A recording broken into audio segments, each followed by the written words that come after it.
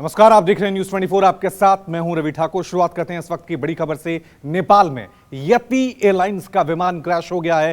काठमांडू से पोखरा जा रहा था ये विमान और हादसे के वक्त विमान में करीब 72 यात्री सवार थे। अभी तक 10 से 12 शव जो हैं वो निकाले जा चुके हैं। रेस्क्यू ऑपरेशन अभी वहां पर चल रहा है। नेपाल में ये बड़ा विमान हादसा वहां पर हुआ है। 3 क्रू मेंबर और 68 यात्री इस विमान में सवार थे, यानी कुल कह सकते हैं कि 70 से ज्यादा यात्री इस विमान में सवार थे। अभी ये तस्वीरें हम आपको दिखा रहे हैं जहां पर ये विमान दुर्घटनाग्रस्त हुआ है। धुएं का गुब्बार, आग की लपटें वहां पे नजर आ रही हैं। तमाम लोग जो लोकल लोग हैं वो भी इस रेस्क्यू ऑपरेशन में मदद कर रहे हैं। नेपाल की आर्मी वहां पर पहुंची हुई है, नेपाल पुलिस वहां पे पहुंची हुई है। हालांकि विमान की जो हादसे की वजह है वो कहा जा रहा है कि ये विमान काफी पुराना था, इंजन काफी पुराना था, जिसकी वजह से यह हादसा हुआ है। अलग अलग बातें निकलकर सामने आ रही है। कोई कह रहा है कि विमान पहाड़ी से जाकर टकरा गया। हालांकि अभी ब्लैक बॉक्स जब मिल जाएगा उसके बाद ही स्पष्ट स्थिति हो पाएगी कि आखिरकार हुआ क्या था। लेकिन अभी जो तस्वीरें आई हैं, जो मंजर देखने को मिल रहा है वो काफी डराने वाला, चौंकाने वाला है। 30 शव यानी 30 डेड बॉडीज अभी तक रेस्क्यू ऑपरेशन में निकाली जा चुकी हैं। कुल 72 लोग इस विमान में सवार थे। काठमांडू से पोखरा ये विमान जा रहा था, तभी बीच में दुर्घटनाग्रस्त हो जाता है।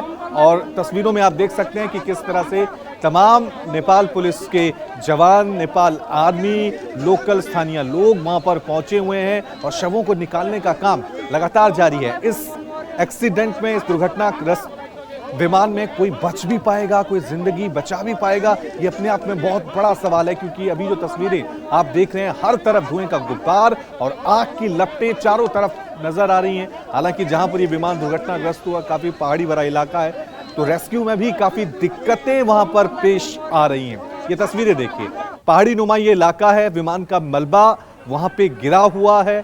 नेपाल आर्मी के जवान वहां पर मौजूद हैं। लोगों को बचाने की कोशिशें लगातार वहां पे की जा रही हैं। ये 5 तस्वीरें देखिए, इन 5 तस्वीरों से आप अंदाजा लगा सकते हैं कि किस तरह से यह हादसा हुआ, अभी वहां पर क्या हालात हैं, किस तरह से रेस्क्यू ऑपरेशन वहां पे चल रहा है। काठमांडू से पोखरा के लिए विमान रवाना हुआ था, लेकिन बीच रास्ते में ही यह विमान क्रैश हो गया। कहा यह जा रहा है कि पहाड़ी से टकरा है। दूसरा पक्ष यह भी सामने आया है कि विमान बहुत पुराना था, इंजन में खराबी थी, जिसकी वजह से यह दुर्घटनाग्रस्त हुआ, क्रैश हुआ। तीसरी तस्वीरें आप देख सकते हैं कि विमान जब वहां पे क्रैश हुआ उसके बाद पहाड़ी पे गिरा हुआ इसका मलबा मिला। रेस्क्यू टीमें वहां पर पहुंची और मलबे को हटाने का काम, लोगों को बचाने की मुहिम वहां पे शुरू हो गई है। कुल जो अभी तक जानकारी मिली है उसके मुताबिक इस विमान में 72 लोग सवार थे, 68 यात्री थे, इसके अलावा क्रू मेंबर्स थे। और रेस्क्यू ऑपरेशन अभी भी वहां पर लगातार जारी है।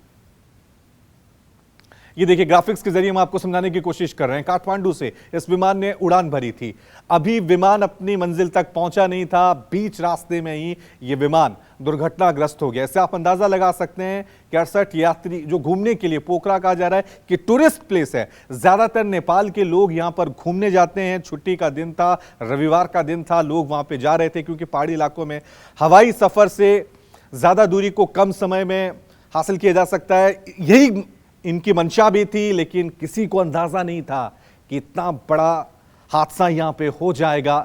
ये ग्राफिक्स के जरिए समझिए, काठमांडू से इस विमान ने उड़ान भरी, टेक ऑफ किया, लेकिन इससे पहले कि ये विमान पोखरा पहुंच पाता, उससे पहले ही ये विमान क्रैश हो गया, दुर्घटनाग्रस्त हो गया। ये दूसरी तस्वीर आप देख सकते हैं। इस तस्वीर में विमान का मलबा उस पहाड़ी पे नजर आ रहा है जहां पर ये विमान क्रैश हुआ है।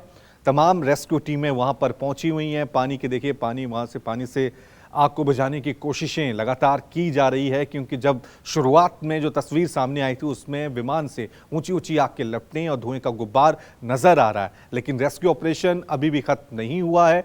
कई डेड बॉडीज, अभी तक जो खबर सामने आई उसके मुताबिक 30 से ज्यादा शव इस हादसे के बाद वहां पर निकाले जा चुके हैं। अब देखना यह है कि इस विमान हादसे की वजह क्या रही है, क्योंकि अभी तक जो 2 बयान सामने आ रहे हैं। पहला बयान ये सामने आ रहा है कि पहाड़ी, क्योंकि जिस तरह से आजकल सर्दियों का वक्त है, फॉग है, धुंध है, उसकी वजह से पहाड़ी से विमान टकरा गया। दूसरी ये वजह भी बताई जा रही है कि विमान काफी पुराना था, इंजन खराब हो चुका था, उसकी वजह से ये हादसा वहां पर हुआ है। नेपाल में इससे पहले भी कई बार विमान क्रैश हो चुके हैं और आज एक बार फिर ये दर्दनाक खबर सामने आई।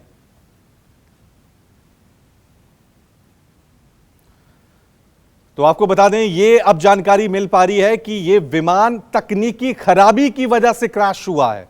जो बात सामने आ रही थी कि पहाड़ी से ये टकराया है, वो बात अभी क्लियर नहीं है। उसके मुताबिक तकनीकी खराबी थी, इंजन में कोई गड़बड़ी आ गई थी, जिसकी वजह से ये हादसा हुआ है वहां पे। अब देखना यह है कि इस विमान हादसे से कुछ लोग अपनी जिंदगी बचा पाते हैं या नहीं, क्योंकि जो तस्वीरें आ रही हैं वो बहुत ही भयानक मंजर सामने आ रहा है। ये तस्वीर देखिए, इस तस्वीर से आप अंदाजा लगा सकते हैं कि विमान पूरी तरह से जलकर खाक हो चुका है।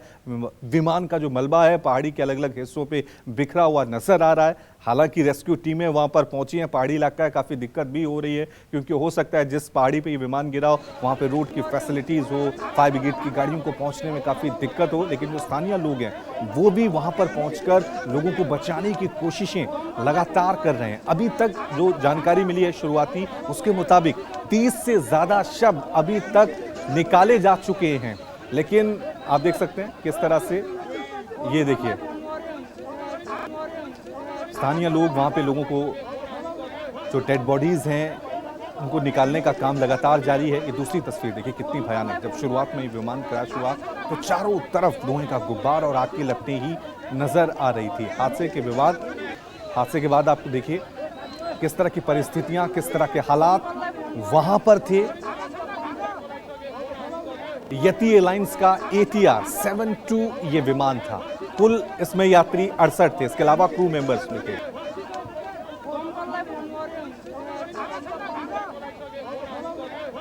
चलिए इस खबर पे और ज्यादा जानकारी के लिए सीधा रुक करते हैं। हमारे साथ नेपाली जर्नलिस्ट NG कार्की जुड़ गई हैं। कार्की जी, अभी क्या जानकारी मिल पा रही है? क्या रेस्क्यू ऑपरेशन अभी भी वहां पे चल रहा है और कोई अपडेट अभी आपके पास?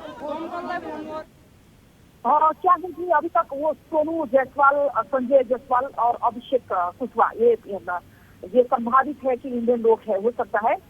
और दूसरा क्या है कि जो खबर मिल रही थी 32 डेड बॉडी, अभी तक 32 डेड बॉडी का वो निकाल चुका है वहां से, डेड बॉडी निकाल चुका है। और 3 बच्चे था, जो इंफेंट वाला बच्चे था, और बाकी 10 फॉरेन कहाँ का है, वो कौन कंट्री है अभी तक तो पता नहीं है। लेकिन ये सोनू जायसवाल, संजय जायसवाल और अभिषेक कुशवाहा वो इंडियन लोग हैं। और कार्की जी, वजह क्या बताई जा रही है इस हादसे की? क्योंकि शुरुआत में तो ये कह रहा कि पहाड़ी से टकराया, अब कहा यह जा रहा है कि तकनीकी वजह से ये विमान क्रैश हुआ है।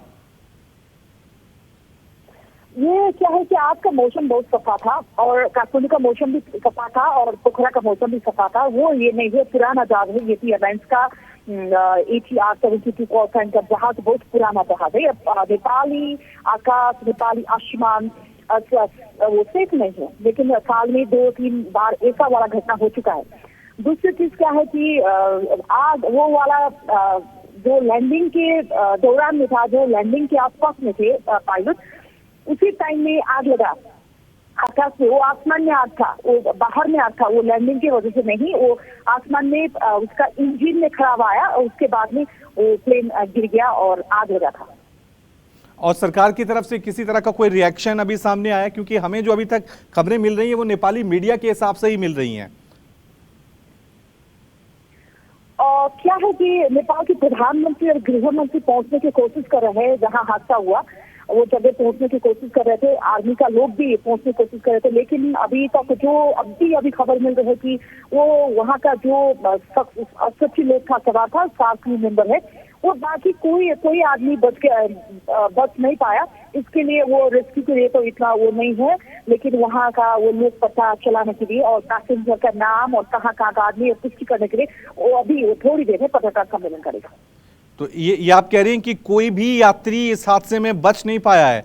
कुल 72 यात्री सवार थे, बच नहीं पाया।